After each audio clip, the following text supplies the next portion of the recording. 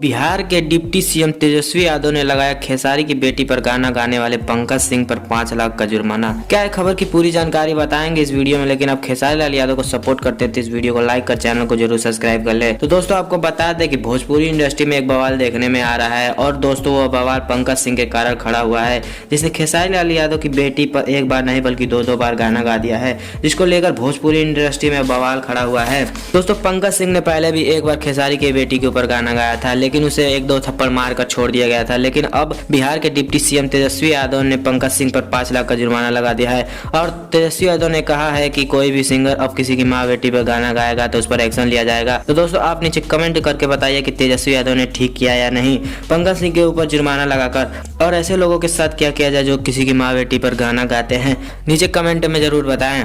और आप खेसारी लाल यादव को सपोर्ट करते हैं तो इस वीडियो को लाइक कर दीजिएगा एंड चैनल को भी सब्सक्राइब कर दीजिएगा। मिलते हैं किसी और सोशल मीडिया अपडेट के साथ, तब तक के लिए जय हिंद जय भारत।